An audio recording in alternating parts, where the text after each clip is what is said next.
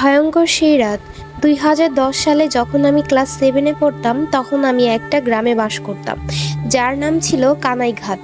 আমার ছোটবেলা থেকেই ইচ্ছা ছিল ইংলিশ মিডিয়াম স্কুলে পড়ার, যা গ্রামে ছিল না।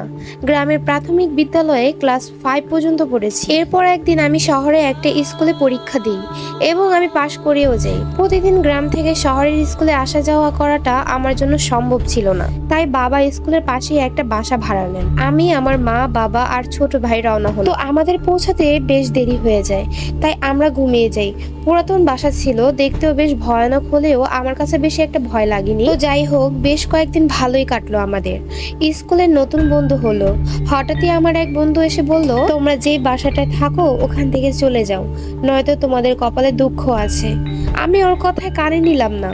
স্কুল ছুটির পর বাসায় গিয়ে ফ্রেশ হয়ে খাওয়া দাওয়া করে একটু ঘুম দিলাম। ঘুম থেকে উঠে দেখি সন্ধ্যা 7টা বাজে। তো আমি উঠে হাত মুখ ধুয়ে পড়তে বসলাম। পড়া শেষ করলাম প্রায় 9টার দিকে। তারপর টিভি দেখতে দেখতে ভাত খাচ্ছিলাম। মা ও বাবা অন্য রুমে গেলেন ঘুমাতে। আমি আর আমার ছোট ভাই একসাথে ঘুমাতাম একটা রুমে। ভাই ঘুমিয়ে পড়েছে, আমি খেয়ে আবার পড়তে বসেছিলাম। তখন রাত প্রায় 12:30। চারদিকে শুনশান নীরবতা, কোনো আওয়াজ নেই। হঠাৎই কান্নার শব্দ আমার কানে ভেসে আসলো। সেই মুহূর্তে কারেন্টও চলে গেল। তো আমি ভালো করে খেয়াল করলাম, কান্নার আওয়াজটা ঠিক নিচ থেকে আসছে।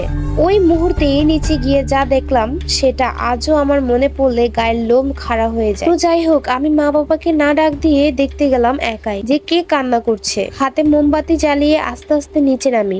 কেমন জানি একটা গন্ধ আসছিল। একটি বাসার দরজা খোলা, ওখান থেকে একটা সাদা কাপড় পরা লাশ শুয়ে আছে। আমি নিজে আমার চোখকে বিশ্বাস করতে পারছিলাম না। কেউ যেন আমার নাম ধরে ডাকছে।